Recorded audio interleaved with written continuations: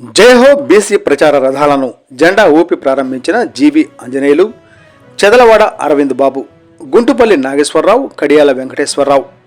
పల్నాడు జిల్లా TDP party కార్యాలయం నందు సోమవారం పల్నాడు జిల్లా టీడీపీ అధ్యక్షుడు జీవి ఆంజనేయులు, నరసరావుపేట టీడీపీ ఇన్ఛార్జి చెదలవాడ అరవింద్ బాబు, టీడీపీ జాతీయ క్రమశిక్షణ సభ్యులు గుంటుపల్లి నాగేశ్వరరావు విలేకరుల సమావేశం నిర్వహించారు.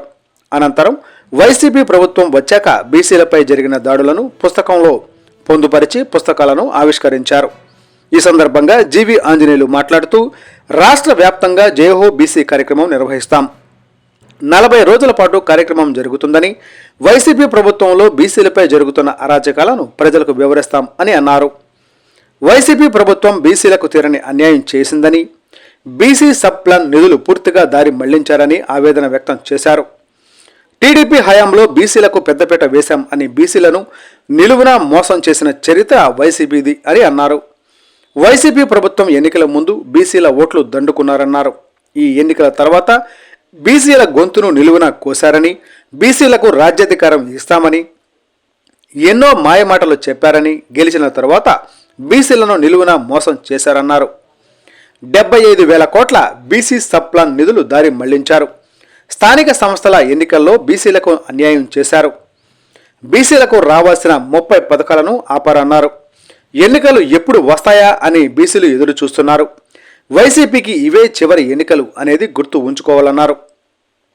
నరసరావుపేట టీడీపీ ఇన్ఛార్జి చెదలవాడ అరవింద్ బాబు మాట్లాడుతూ, టీడీపీ ప్రభుత్వం బీసీలకు అన్ని రకాలుగా న్యాయం జరిగిందని, వైసీపీ ప్రభుత్వంలో బీసీలకు అనేక సమస్యలు ఎదుర్కొంటున్నారు అని అన్నారు.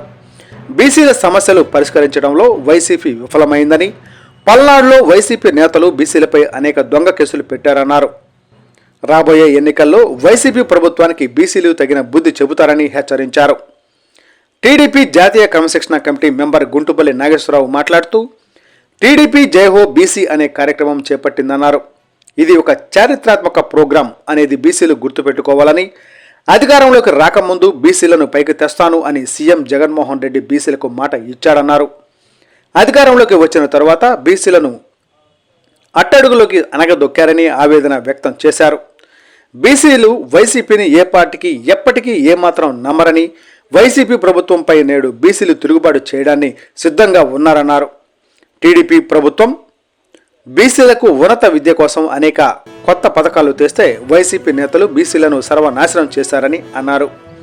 ఈ కార్యక్రమంలో డాక్టర్ సెల్ ఉపాధ్యక్షులు కడియాల వెంకటేశ్వరరావు, రాష్ట్ర రజక సాధికార సమితి కన్వీనర్ గుర్రపసాల రామకృష్ణ, రాష్ట్ర భట్రాజుల సాధికార సమితి కన్వీనర్ ప్రసన్నాంజనేయరాజు, జిల్లా బీసీసీఎల్ అధ్యక్షులు మున్నా రాంబాబు, జిల్లా ఉపాధ్యక్షులు నల్లమేకల సాంబశివరావు, నియోజకవర్గ బీసీసీఎల్ అధ్యక్షులు తిరుమలకొండ నరసింహారావు, బీసీ నాయకులు కడియం కోటి సుబ్బారావు, సంజీవరావు, మల్లికార్జున తదితర బీసీ నాయకులు పాల్గొన్నారు.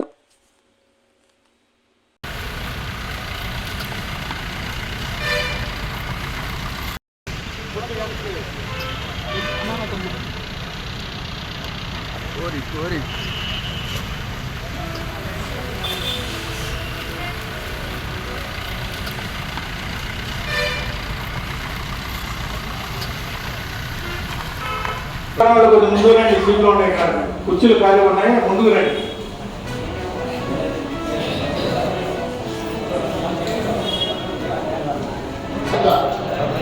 పతాకి అశోక్ బాబు పేరు మనకి ఎందుకయ్యా? అసలు అశోక్ బాబు ఆనంద్ కాలం కోటి ఖరీదు పనికిరాడు. అసలు అశోక్ బాబు ఏ విధంగా ఎక్కడ ఉన్నాడంటే హోటల్ దగ్గర తిరుగుతున్నాడు, లేకపోతే టిఫిన్ సెంటర్ దగ్గర తిరుగుతున్నాడు. జనంలో ఎలాగే రావట్లా. మనం అతని గురించి ఎక్కువగా మనం చెప్పుకోవాల్సిన అవసరం కూడా అసలు లేదు. ఈ మండలానికి ఉండాలంటే దూరంలో సాయిబాబా గారు ఉండాలి, ఈ నియోజకవర్గం ఉండాలని అక్కడ ఆనంద్ బాబు గారు ఉండాలి. వాళ్ళిద్దరు తప్పితే ఎవరు వచ్చినా ఒక దూరంలో సాయిబాబా కిందకే సారని వచ్చిన అశోక్ బాబు.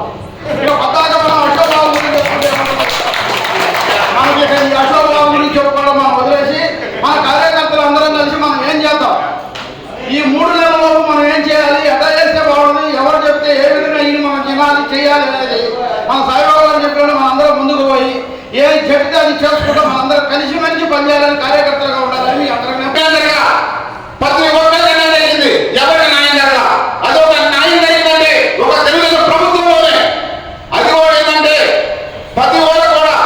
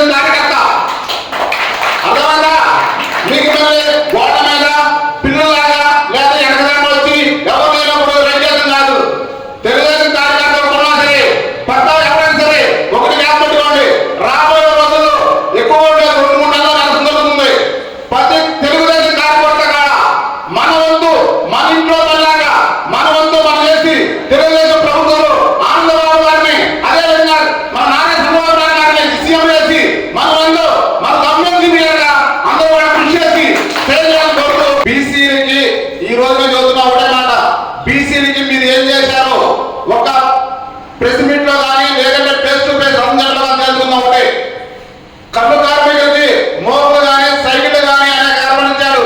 ఈ రజకులకి మన వాషింగ్ మిషన్లు కానీ అట్లాగే షాపుల్లో మన బార్బర్ షాపుల్లో మెటల్ కానీ ప్రతి బీసీ నాయకుడు రేపు రాబోయే కాలంలో బీసీలు, ఎస్సీలు, ఎస్టీలు, మైనార్టీలు, కార్పొరేషన్ అందరూ కూడా బుద్ధి చెప్పడానికి టైం దగ్గరలో ఉంది.